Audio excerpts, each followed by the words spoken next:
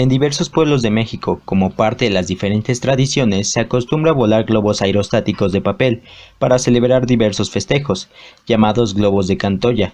Así, en honor al aeronauta mexicano del siglo XIX, don Joaquín de la Cantoya y Rico.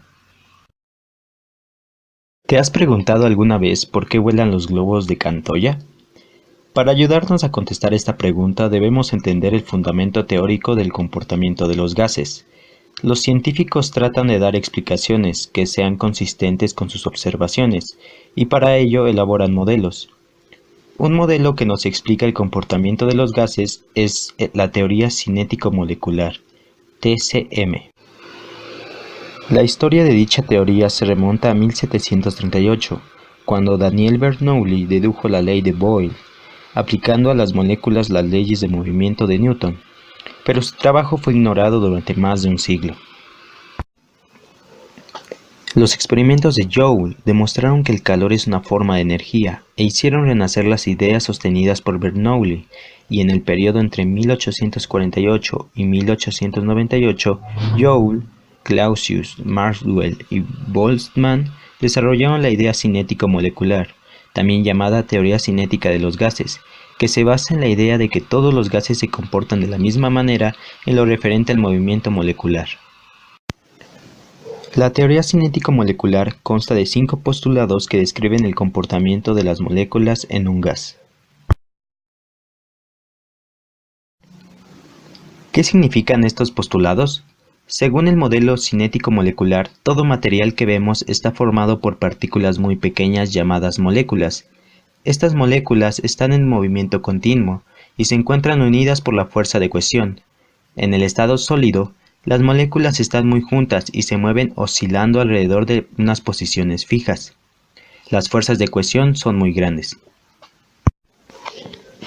En el estado gaseoso, las moléculas están totalmente separadas unas de otras y se mueven libremente. No existen fuerzas de cohesión.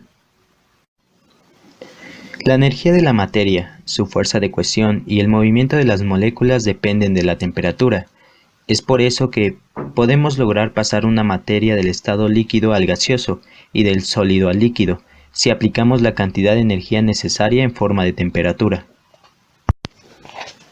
Ahora que conocemos un poco acerca de la teoría cinética molecular y su influencia en los gases, podremos explicar el funcionamiento de un globo de Cantoya.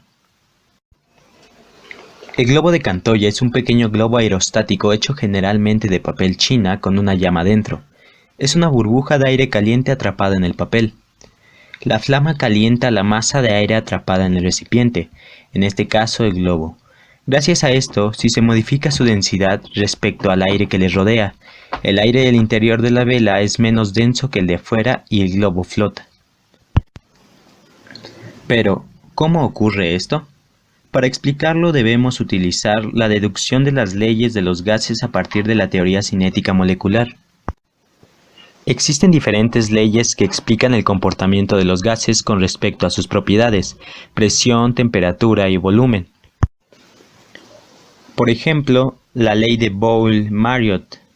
En 1662, Robert Boyle llevó a cabo un estudio de los gases, la cual dice: si se mantiene constante la temperatura, el volumen de un gas varía en proporción inversa a la presión absoluta. Por lo tanto, la presión absoluta por el volumen es constante. Describe la relación entre las variables de presión y volumen, es decir, si la presión aumenta, el volumen disminuye; si la presión disminuye, el volumen aumenta. Ley de Charles. En 1787, el francés J. Charles, sin proponérselo, fue el primero en subir a un globo cuando su ayudante lo soltó por accidente, y fue el inventor del globo aerostático de hidrógeno. Cuando se mantiene constante la presión, el volumen de determinada cantidad de cualquier gas varía en función directa con la temperatura termodinámica. Describe la relación entre las variables de volumen y temperatura, es decir, si aumenta la temperatura aplicada al gas, el volumen del gas aumenta. Si disminuye la temperatura aplicada al gas, el volumen del gas disminuye.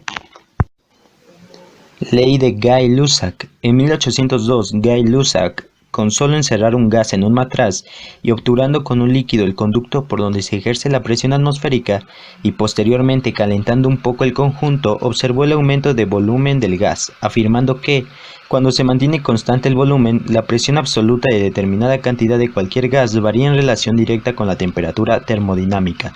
Describe la relación entre las variables de presión y temperatura, es decir, si aumentamos la temperatura, aumentará la presión. Si disminuimos la temperatura, disminuirá la presión. La altura a la que llegan los globos aerostáticos dependerá de la densidad del aire dentro del globo, dado que una vez que ésta se nivele con la densidad exterior, el globo dejará de elevarse. Para descender, la densidad del aire en el globo debe ser mayor que la del aire exterior. Finalmente, según las leyes anteriores, podemos concluir que al calentar la masa de aire contenida en el globo, ocurren ciertas reacciones. Número 1. El aire caliente, al ser menos denso, pesará menos que el aire exterior y por lo tanto recibirá una fuerza de empuje hacia arriba que hará ascender al globo, lo que se denomina como el principio de Arquímedes.